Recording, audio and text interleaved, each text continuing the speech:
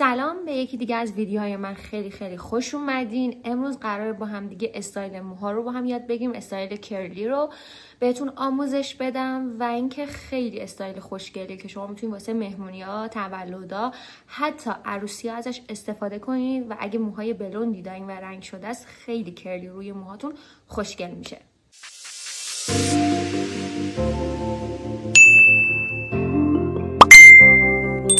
اولین کاری که میکنم بعد از اینکه از حمام میام، من داخل حمام ماسک مو استفاده میکنم و میذارم 10 دقیقه روی موهام بمونه و بعد آب کشی میکنم و یه 20% از اون ماسک مو هنوز روی موهام هستش و اگه میبینید همینجوری یکم حالا نمش کمتر شده بابت اینکه حالا آماده شدم و لباس پوشیدم، ولی خب وقتی که از حمام میایم با هول نم موهاتون رو بگیرین و بعدش از دوباره یه ماسک مو یا اسپری مو بعد از حمام استفاده کنید که موهاتون رو خیلی بهتر و جوندارتر میکنه، مخصوصا اگه موی بلوند دارید.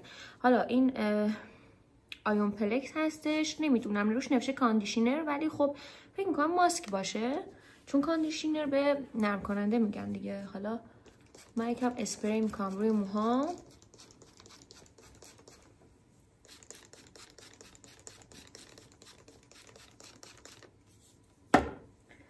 شونه کشی میکنم بچه ها از پایین آروم آروم، اصلا از بالا شونه نمی کنم که بخواد موهام گره بخوره و حالا آسیب ببینم و بخوام کش بیارم هی گره رو باز کنم و یا خیلی بد با موهام برخورد کنم. نه، خیلی آروم موهامو شونه میکنم. خب حالا که موهامو شونه کردم میخوام با سشوار خشکش کنم. من این سشواره رو دارم از اینا که حالا حالت میده به مو با این 3 تا سریه و خیلی محصول خوبی و خیلی دوستش دارم. یه جورایی مثل دایسون میمونه ولی خب نمیدونم از اون استفاده نکردم تا حالا، ولی این خیلی خوبه، خیلی دوستش دارم که خیلی حالت موهای خشک، خیلی حالت خوبی به موهام میده و یا حالتی میده انگار که موهامو براشین کردم، چون به نظرم کار سختیه که بخوای واسه خودت استایل مو کنی یا موهاتو براشین کنی، ولی با این دستگاه خیلی آسون میشه. حالا من اول از این سریش استفاده میکنم که حالا یکم موهامو خوش کنم.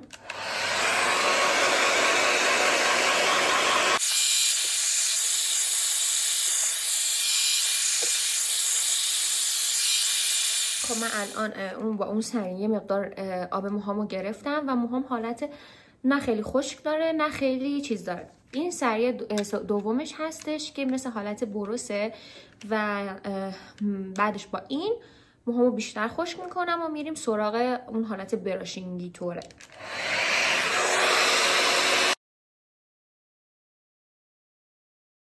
همونطور که میبینید حتی اگر که ما نخوایم موهامون رو استایل کنیم، کرلی کنیم، با این سشوار واقعا موهای من صاف میشه تقریبا. البته من بوتاکس هم کردم ولی خب بوتاکس هم خیلی زیاد صافی نداره و ماهی نه 2 ماه یک بار اوزون تراپی میکنم بابت اینکه دکولره مو رو خیلی زیاد خشک میکنه و لازمه که شما هر کاری که مثلا درمانی رو موهاتون انجام بدین، البته باید اول موهاتون شناسایی بشه که چه طیف درمانی برای موهاتون لازمه، چون حتی بلوندها هم طیفای مختلف خودشونو دارن. حالا من خودم بوتاکس دارم ولی اوزونم انجام میدم، ولی خب همونطور که میبینید چقدر این سشوار خوبه، موهامو کاملا صاف و مرتب میکنه. حالا سری سومش خیلی دوستش دارم، بیایم بهتون آموزش بدم چجوری با این سری میتونم جلوی موهامو، آخه من جلوی موهامو قبلا پرده‌ای کرده بودم،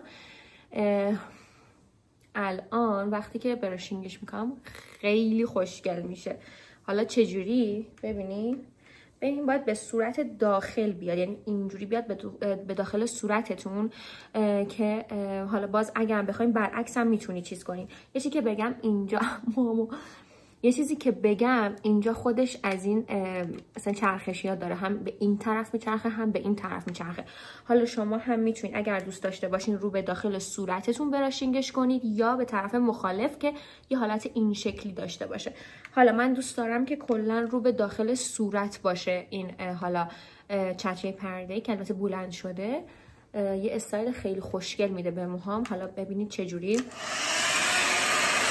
میبینید میچرخه با هر کدوم از اینا به طرفین میچرخه.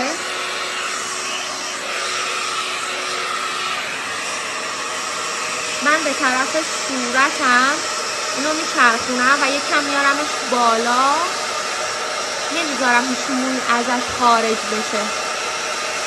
هم موهامو خیلی خشک میکنه و بعد ببینی چقدر جلوی موها رو خوشگل میکنه. اصلا عاشقشم، مخصوصا برای کسایی که موی لایر داشته باشن این خیلی خوشگله. اصلا حالا بذارین کلش رو خشک کنم و استایل بدم بهش، ببین چقدر خوشگل میشه.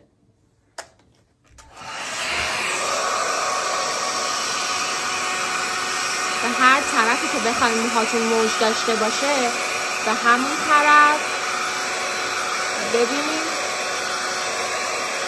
تا بالا میارمش.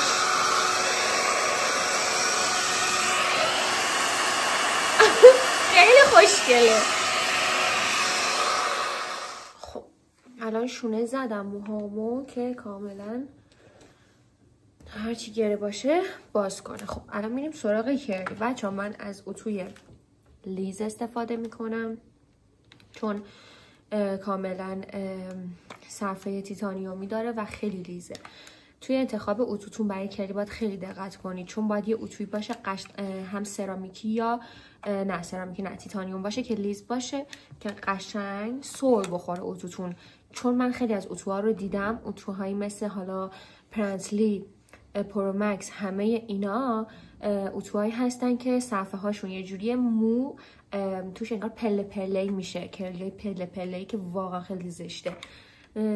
توی انتخاب اتوتون باید دقت کنید اگر که حالا چیز باشه. و یه نکته که دیگه داره اینه که حالت دستمون باید حالا رو به داخل رو به بیرون داره هر چیزی و فقط قلقش همینه. و باز یه نکته خیلی خیلی مهم که موهاتون اصلا آسیب نزنه اینه که باید دمای اتوتون رو روی کم بیارین. مثلا من الان روی 375 میذارم دمای اتو رو، میبینی چند تا دما داره که من وسطیه رو انتخاب میکنم میذارم. میبینین خیلی خوب. واقعا دارم با این مدل موی حال میکنم، خیلی خوبه. اصلا خیلی حواستون باید باشه که برای این کرلی موهاتون کامل خشک شده باشه چون که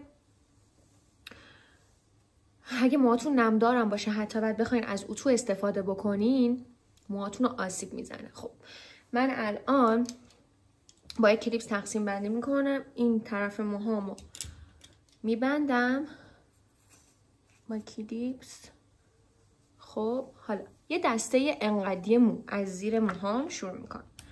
گفتیم دمای اتو رو میام روی 375، یه دمایی که نه خیلی به موهامون آسیب بزنه و نه حالتی هم به موهامون نده. در واقع ببین من دستم رو به بیرون میشکنم، آرنج دستم رو به بیرون میشکنم، میچرخونم یا در واقع ببینید یکم نگهش میدارم.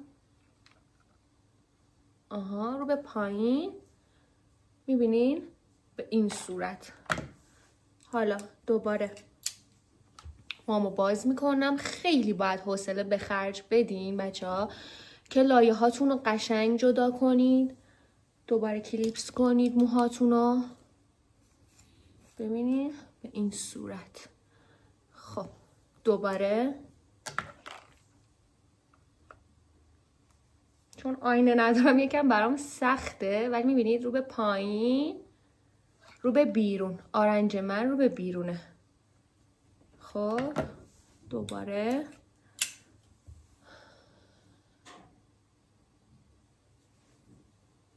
الان این لایه من یه مقدار ضخیم شد. خب حالا برای این که این لایه‌ام ضخیمه نگاه کنی، میبینی منظورم از این لحاظه.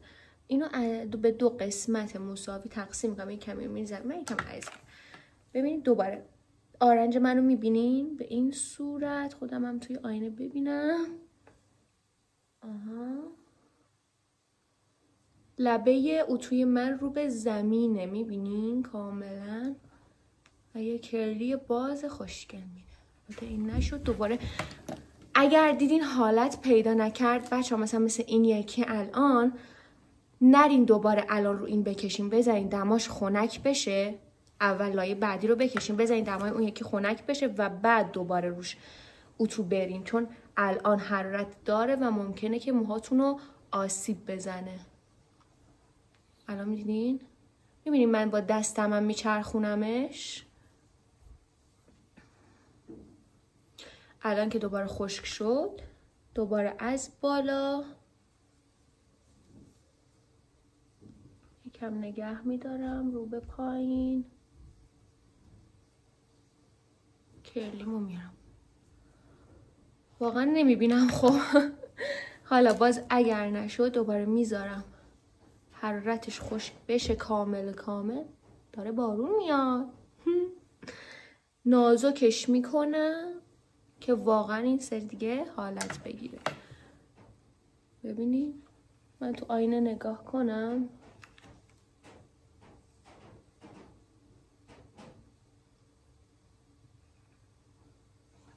میبینیم وقتی که لایه نازکتر باشه خیلی بهتر میگیره.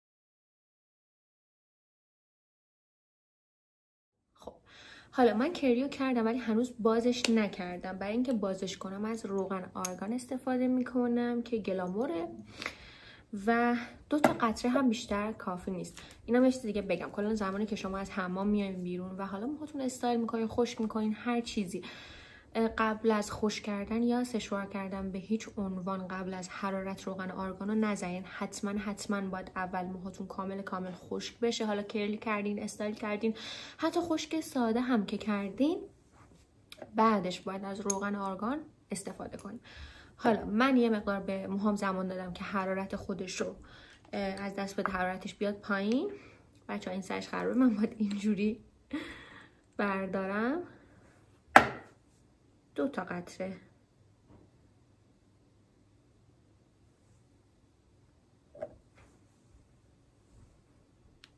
دو تا همینقدر کافی روغن آرگان، نه فقط هم واسه کرلی، واسه هر موی دیگه ای.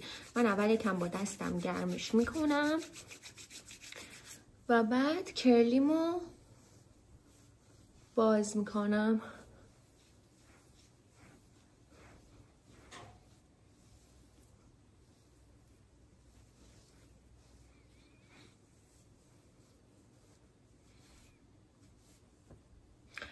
اینم از آموزش موهای کرلی. چطوره؟